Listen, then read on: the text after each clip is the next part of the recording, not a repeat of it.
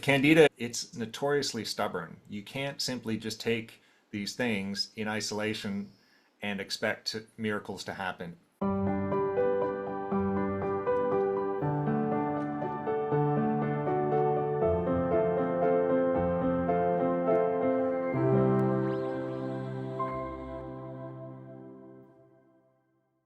Have you ever been told it's just stress or aging and something just feels off?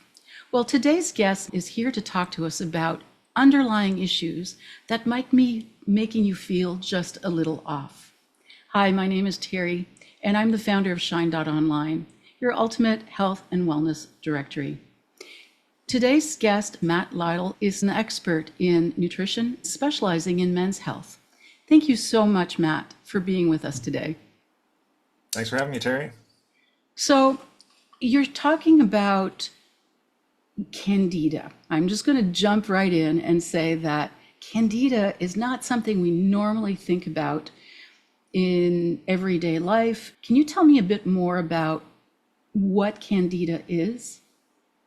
Yeah, definitely. So it's a naturally occurring yeast that we all have in our bodies when we're born. So it's not something that we want to eradicate entirely. But the problem comes down to in situations of high chronic stress, or when we've taken antibiotics, or when we've had some gut dysfunction, some surgeries, perhaps we're abusing sugar, alcohol, caffeine, all those types of things. It can actually proliferate if it's unopposed by healthy gut bacteria and then cause a lot of problems that can be really insidious and hard to spot. So it's something that, it's less fashionable today than it was, say, 10, 15 years ago to talk about this, because the new school of thought, of course, is, with parasites or fungus, it's, commensal, and it's actually there to help us, and it's cleaning up and sequestering heavy metals or helping us to cope. And while there may be truth to that, we want to ultimately keep in mind that these things can still be wreaking havoc on our bodies. So again, we don't want to eradicate them entirely, but we want to manage these levels and be cognizant of the fact that it can be a harbinger of what's really going on. So for men, if you are in a constant state of stress all the time, women have their own unique stresses just as men do, but I think it's far less common for men to be vulnerable and go and seek help for these types of things. We sooner just attribute it to getting older or bad genetics. Oh, my dad was like this. You're mirroring these habits without necessarily recognizing that they're coming from internal dysfunction or biochemical things going on. So very important for men to consider these things in addition to women. I love that you're helping men. We were talking about this earlier. There's so much support out there for women. And I think it's important to have a specialist like you that can help with these strange symptoms that people might have and that specializes in men's health. Can you tell me a little bit about the symptoms that somebody would have if they have a Candida overgrowth? Yeah, for sure. There can be, like I said, a lot of different issues that creep up, chronic recurring issues. So it's two of the biggest ones that are seen most commonly: sinusitis, especially if it's chronic or recurring. Congestion, postnasal drip, all that kind of stuff. Another one is brain fog, which a lot of people, men and women, suffer from. But if it's requiring multiple cups of coffee to clear all that fog first thing in the morning, that's something to kind of be considerate of. But that can also go hand in hand with things like fatigue, cravings, especially for sugar, for alcohol, for starches, for sweets, right? That's a big thing. Those are probably the biggest ones, but there's a vast constellation. It can manifest as fungal infections in toenails, in ringworm, jock itch, that type of thing, athlete's foot. And again, typically these things can come and go, and you might treat them topically or you might treat them in these isolated areas. But if you're seeing a trend of these things recurring time and time again in different parts of the body, be mindful of the fact that there's a good chance these things are coming from a common cause. So it means that you can treat it topically, but they can come back. It sounds like it's an underlying issue that needs to be addressed. Yeah, so typically, if Candida is under control, the levels remain in balance with your healthy gut bacteria. Granted, these days, a lot of people's gut bacteria is not at healthy levels. There's a spectrum there, but when it comes to Candida, if it proliferates, it can become SIFO, or small intestinal fungal overgrowth, which is kind of like the cousin of SIBO, small intestinal bacterial overgrowth. And so that's kind of limited to the small intestine, but then it can proliferate further and become systemic throughout the body, even into the bloodstream. And that is especially when you tend to see more of the ringworm, the jock itch, which you can treat topically, and they might subside for the time being. But again, unless you are really, let's say, cutting back on the diet and you're doing work to replenish your gut microbiome, chances are they're going to keep reoccurring. So, how do you get Candida? How do you end up with it? Well, yeah, so I'll speak from my own personal experience. Not only have I tested to confirm that high levels of Candida have been present, I have had abdominal surgeries. I've had antibiotics, of course, most people have in today's day and age. I've lived the high stress lifestyle. People always picture like the CEO in the corporate office who's just like so flustered, right? And it's like, yeah, that's one way stress manifests, but it manifests for us all in different ways, and we have to kind of be mindful of how that comes about. And then reliance on caffeine, sugar, and even alcohol to some extent. I'm a musician on the side, whether it's playing at the local watering hole or just enjoying a couple beverages now and then. Like these things all take a toll, right? And if I can sort of allude to one further underlying cause that might broaden this picture and give some more perspective for men as well as women, ultimately looking into things not limited to nutrition. So, attachment theory is something that I've become mindful of. And if you're dysregulated there, as 50% of the population is thought to be, this can keep you in a stuck state where you're just not able to bond effectively with family, with friends, with partners, and it can really cause chronic symptoms to proliferate. And so then the question becomes again, is the candida or the mold or the parasites, are they there as, again, harbingers of something is wrong and they're there to clean up waste and they're there to kind of sequester toxins from becoming systemic in the body? Or are they really the problem? It's kind of like attacking firemen at the scene of a fire when really we should be concentrating on the fire. Wow, powerful analogy there. Yeah, so it's really looking at the source, the underlying cause. I get that. Would you have some tips on what people could do to help? Yeah, so as I alluded to earlier, definitely look into what might be the root cause for this imbalance in the first place. Not just some of the physical trauma you may have endured, but also psychological things that may be impairing your getting better, shall we say. But if you are going to do a candida cleanse, as is still commonly touted as a way of reducing levels of systemic or toxic candida, it's a good idea to do a global drainage protocol first, which opens up these detox pathways so that these bound toxins, these bound heavy metals, these bound inflammatory markers can ultimately be purged from the body. It's the analogy that's used is it's like cleaning your house, but keeping your windows closed and doors closed in the process. You want to open up the windows and doors so that the dust has a chance to circulate out, and ultimately that is going to lead to better outcomes. That's a really good tip. It's basically, you just don't want the sink to get clogged. You want to flow. So when you're washing up, things can flow out. And so opening up those, as you call them, detox pathways is a really important tip. And I myself, as a nutritionist, feel quite frustrated when people are jumping on these detoxes and haven't spent the time opening up those valves to your body that work to properly eliminate the toxins, because that means you're just getting re-intoxicated and can actually harm yourself more. So that's a really good tip. You said you had another one, another tip?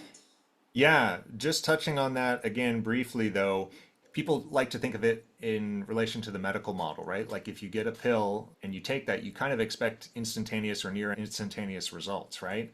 But with Candida, it's notoriously stubborn. You can't simply just take these things in isolation and expect miracles to happen. Very, very stubborn. So you want to include the global drainage. You want to ultimately curtail your diet. So cutting out the caffeines, the alcohols, the grains, the sugars, starches. It's very prohibitive, unfortunately. So no one enjoys kind of going that route. but ultimately important because these things feed the yeast. So we want to eliminate the source of their nourishment, of course. A big piece that's related that a lot of people overlook too is the stress, Mhm. wherever that happens to be coming from. You know, you and I were taught in school, and again, I made mental note that okay, that seems to be important, but 10 years on, it's like, oh, now I really understand how crucial that is. And in fact, it may be the linchpin that if you do not address it first, you're just going to keep bumping into a wall, and you're going to be that person who goes, the Candida thing doesn't work. I took 2 weeks worth of antifungals and it's bunk. It's pseudoscience. When really, maybe you were that CEO at the office, that guy who's constantly flustered, and you expected to take these things in a vacuum and have it produce amazing results because you're still in the allopathic model of getting better, as it were. So that's another tip to consider. That's a good one. I think stress is underlying to so many issues and health symptoms. That's something we tend to say, oh, I can take on more. Yeah. And so many people have responsibilities of work and family and jobs and finances and sports and kids and all of that. And we tend to think, oh, I'm tough. I can do more. I can do more, not Yeah. realizing that there's cracks happening below the surface and that ultimately your health is what's going to pay the price. Yeah. It's it's ultimately something that um, I was told can be a lifelong affliction unless you manage it or you manage to overcome. Like by virtue of having had my appendix taken out, I am by definition immune compromised. So it may just be that I'm always kind of on this spectrum of like managing it, which fair enough, right? That's life sometimes. But it's not to say that you can't stack the deck in your favor, whether it's with herbal teas and medicinals and tinctures and effective stress management and healthy diet, all those things. And the last thing I'll say in regards to this is you can actually test for it for those that need to know before they take any kind of measures. They call it a CDSA, which is a comprehensive diagnostic stool analysis or stool test. So something like a GI map or a Vitrac test can be really helpful there, very comprehensive. An OAT test, an organic acids test, which is ultimately a urine test, can show whether or not you are harboring high levels of Candida in your urine. But there are also less comprehensive and more affordable tests that can be done. So for those that really want clarity before proceeding, which I think can totally be warranted, it's not necessarily something that we just want to take on a whim. We can absolutely look at it from that perspective. Wow. And you're able to do all these tests for people? Yep, 100%. Wow, that's amazing. So, would I imagine it can be a little overwhelming dealing with a restrictive diet in order to address bloating or brain fog or recurring fungal infections, but I can also imagine feeling a lot better when that's not there. Mhm. Do you get comments about how people feel after going through something like that? Well, it is something that, again, if you're in the right mindset, like sometimes you kind of have to be at a point of wit's end to really say, you know what, I'm going to do whatever it takes. I'm going to follow whatever my practitioner, my nutritionist says I need to do. And whether you're taking on an anti-candida diet or any other type of restrictive diet, it typically is a process where, maybe it's 3, 4, 5 days a week where you're feeling crummy. You might even feel worse than what you did before because there's some die-off symptoms. You're missing sugar. You're missing whatever your vices were. But after that week, things become substantially easier to navigate because you've eased into this. And again, hopefully you've taken measures with supplementation to ease that transition and make it not so hard on yourself. But I think it just becomes this necessary reframing of like, what do I get to eat? What can I enjoy that's also going to support my body so that I don't feel as if I'm punishing myself or having to eat this way for the rest of my life. It should be relatively temporary, um, but it is a hard kind of mindset to take on, right? Especially for some people that aren't used to using food as medicine. Yeah.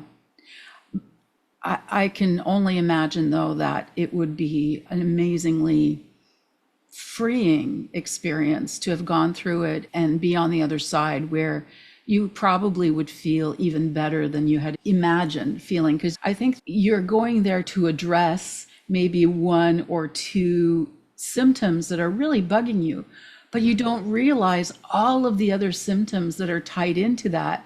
And once you've gone through an elimination diet or any kind of corrective diet, you don't realize the impact on your health and well-being and how much more energy you have and your mood and things just like start to click in life because you're feeling great. And I think that that would be, I would think that would be how you would feel after going through a Candida protocol. Yeah, there's so many stories of people well into their 40s, 50s, and beyond that report that they feel better at that age than they did in their 20s, right? Or in their 30s, which very much goes against the narrative that we're told that as you get older, you feel worse because we do have the tools. I love that because you can feel better as you age, right? Yeah. I love that. That's amazing. So, to you, our viewers, if you'd like to reach out to Matt directly, you can contact him through his Shine.Online webpage, and we'll have that link in the comments.